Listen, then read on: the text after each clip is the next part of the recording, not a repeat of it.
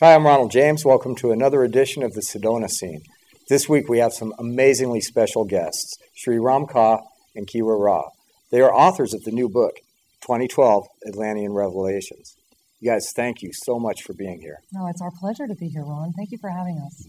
Now, you've got a really incredible story, a very interesting background. Can you just tell us briefly how you guys came to where you're at before we talk about where you're at? Well, I love that we're in Sedona to talk about that. Because we actually met for the first time face-to-face right here in Sedona. However, we are an internet success story. We did meet on the web. You met on the web? We literally met on the web. Was that like Angelic Oracle Seeking Wisdom Teacher kind of thing? It was a classified ad. Yeah. No, I'm being facetious. I think all of us that are yearning for our other half, our soul partner, realize that the world is a lot bigger than it used to be. Mm-hmm. And the web is an effective way to reach out and find what you're looking for. And actually, we met on the web pre-Angelic Oracle and Wisdom Teacher, believe me. It was one of those things where I received this email from Sri Ramka. I didn't even know I was part of this web service. A girlfriend had actually registered me on it. Oh, I bet that was a surprise. It was a complete surprise. I'll never forget. It did work for Sri. She called me up and said, now, if you don't like what I've said about you, you better change your profile. I'm like, what have you done? And I get this beautiful email from this man, and it says, escalator to expansion. And what happened, Ron, was I absolutely had this moment of terror and panic, because deep down inside of me, I knew that if I even answered this email, I could no longer fake anything in my life. I was going to have to really start walking my walk 24/7. And so the way we met, for me, was an ultimate terror. Sometimes those gut feeling moments of terror and panic really indicate that you're about to take a major turn in your life. Oh, yeah. Oh, that's well said indeed. I think all of us, we want the best for ourselves. And sometimes when we're confronted with the highest truth, it scares us to death. Because it means no more faking it. It means we've got to live up to that which we claim we want to be. It's that, oh my gosh, everything I ever wanted is in front of me.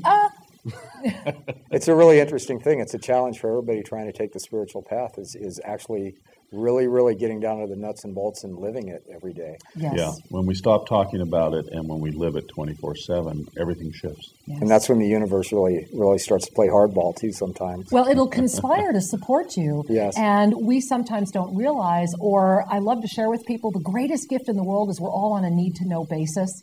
Because if Sri Ramka and I had fully known what we were saying yes to, I don't know that I would have. And so it's a gift to be on that need-to-know basis. What we're seeing is that we're getting better and better at understanding what we're here to do. And, truly the path of self-ascension, which is what we teach, is about living authentically. Yeah. It's about aligning our consciousness with the essence of that which you really are, which is a soul, which is a core energy that is divine and limitless. And people talk about the higher self and the lower self, and they talk about living from soul versus ego, but that's all talk. Yeah. When we truly line up, that's where the expansion is. So some of the topics that you're covering in your book are really advanced stuff. I mean, there's a movement on the planet towards higher consciousness, and people are at different levels of understanding, and you guys are like way beyond Soul 101. Tell us a little bit about how you got there and what the thrust of the teachings is. Isn't that a great question? That's beautiful. That is such a great question, and I love that you asked that question, because one of the first pages in our current book, 2012 Atlantean Revelations, was brought forth from our editor, who after she read the book called us up and was like, I am so angry. And I'm like, whoa, Angela, what's up? She goes, Kira, you guys have pushed every button in my life. You've made me stretch. I can't handle it. I'm freaking out. She goes, you guys need a book. You need a page in this book that prepares people for this book. And this is our third book. And we wanted each one of our books so far to stand alone, yet have this gift of being able to tie each one together. So just in case you haven't read any of the others, you can pick up this one. And in your question, the response that the Archangelic Realm is invoking for you to hear in this moment is that everyone is being called to the level of consciousness and receptivity that is comfortable for them.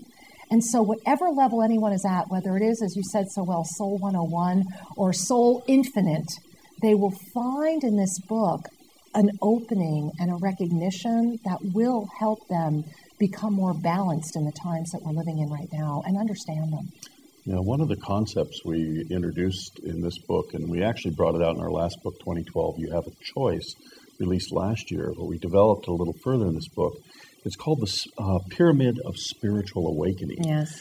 And so often among metaphysical types, they say, oh, you know, my family's so asleep, you know, my friends are awake, you know, or he or she is or isn't awake.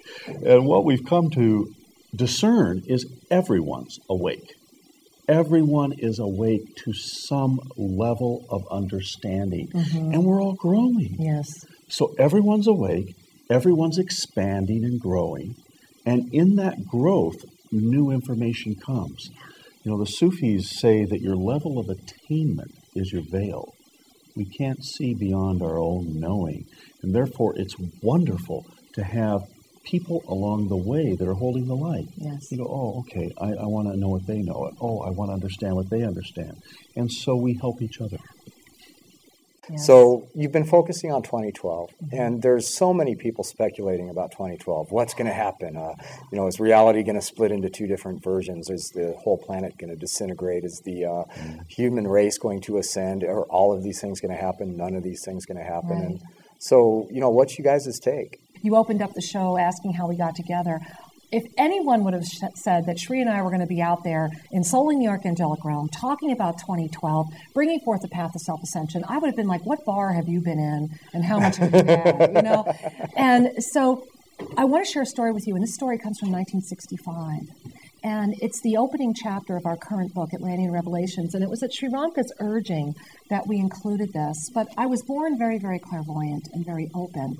And in 1965, I'm this little girl, and I'm standing at a screen door at our home, and it's summer, very much like it is right now, and it's really, really humid. And I'm standing at the screen door, and I'm seeing all these bugs go by me, and I'm seeing my mother's rose bushes because they were so beautiful, and I'm actually really looking at the Japanese beetles because I thought they were so pretty to look at. And everything's in vivid color, and it's hot, and I'm just standing there, this little 5-year-old girl, when everything went black and white. Everything went black and white. And I was suddenly standing there, and I'm this little child, and I'm wanting to scream for my mother, and I'm so paralyzed I can't. And everything in front of me is like this gray patina, this black and white. And I start hearing what I interpreted as thunder, because I'm a child, and I didn't know what it was, and it was this loud thunder. And I look over in the distance, and I start seeing this cloud coming up. And I don't know what it is. I just know that it's loud and it's scary, and I'm so scared, and I keep trying to scream my mother's name, and nothing would come out of me because I'm so paralyzed. Well, it turned out to be this huge mushroom cloud, and it came out over the distance. And then as I'm watching that one come up, and I'm feeling this fear, and I'm hearing this horrible noise, another one came up, and another one came up, and another one came up. And there were 4 total that came up. And I remember, it's hard for me to tell the story, and I remember standing there, and all I could do at that point was say, oh my God, I've made a terrible mistake. Please take me back. I can't do it. I can't do it. And this beautiful, comforting voice, and it's such a vivid memory for me, said to me, you will not be here. And this is but one possibility for this world. And the year is 2012. And I was 5 years old when I had that profound vision.